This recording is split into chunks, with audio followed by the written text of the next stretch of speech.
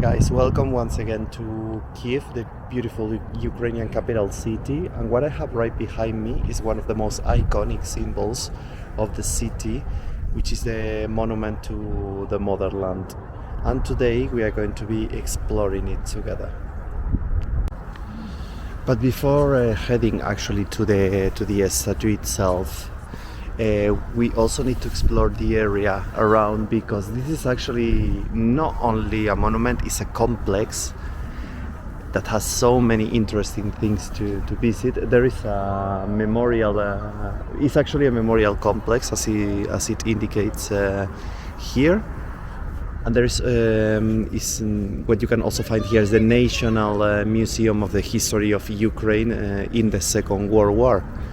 So if you like that kind of stuff, this is a great place for you.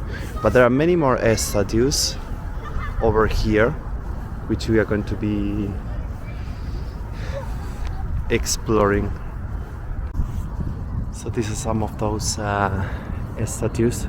And behind you can see the Ukrainian flag, which is waving halfway down right now.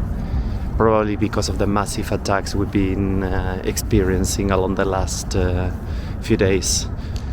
Yesterday there was another massive attack. Yeah. Another statue. It's actually a very interesting place. You have the Ukrainian map. Yeah. I don't know why everyone is heading towards this tunnel here. This reminds me a bit of the Željava air base in Croatia, which is whose video is also available on the channel.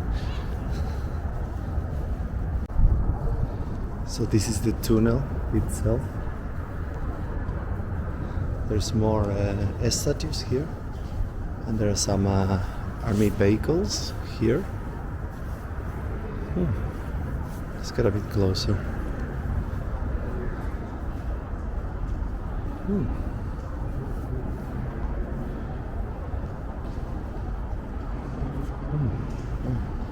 Checkpoint, Godfather.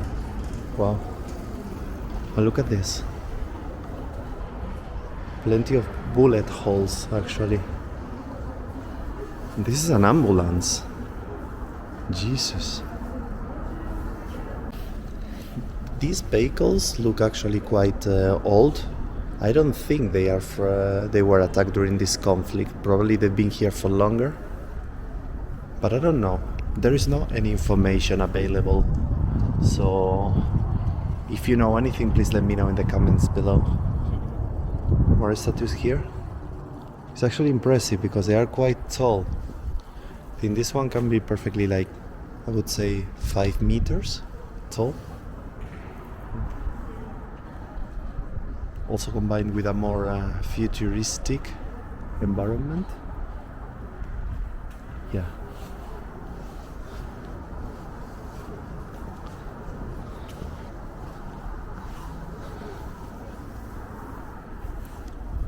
And more here as well, about soldiers.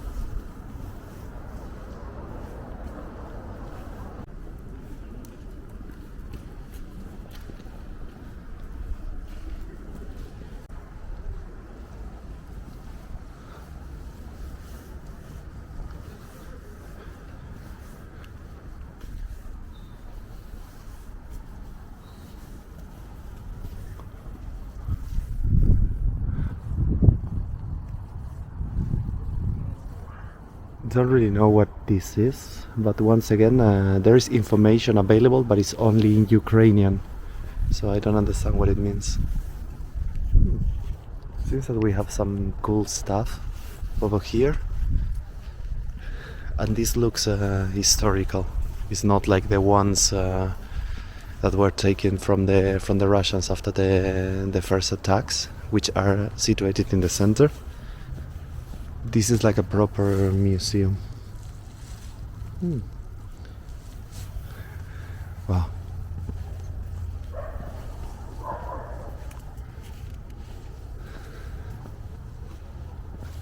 Interesting. Guys, the whole complex is actually quite big, because the more I walk, the more things I discover. Look at this, there are more there, which I'm gonna be exploring in a second. The statue on the flag. And you have the coat of arms of Ukraine on the ground.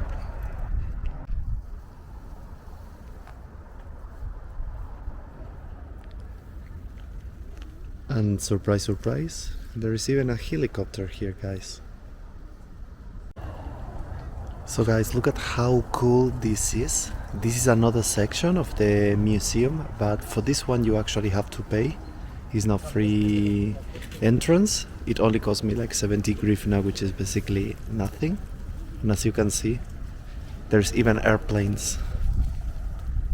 A lot of tanks.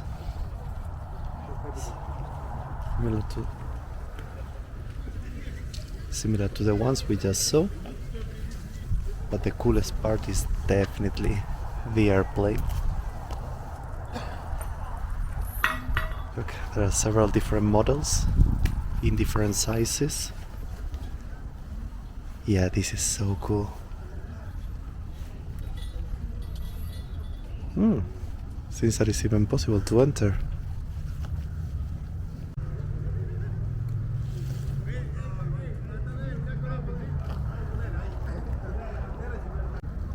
There is even amphibious vehicles, guys. Look at this, how weird it looks like. Never seen anything like this. I think it's the first time actually I see amphibious vehicles. And here you also have a boat, actually. This is super cool. It's not, I mean, I was expecting, I knew there was a war museum here that you could find tanks and all that stuff, but I wasn't expecting to find even boats, actually. Wow.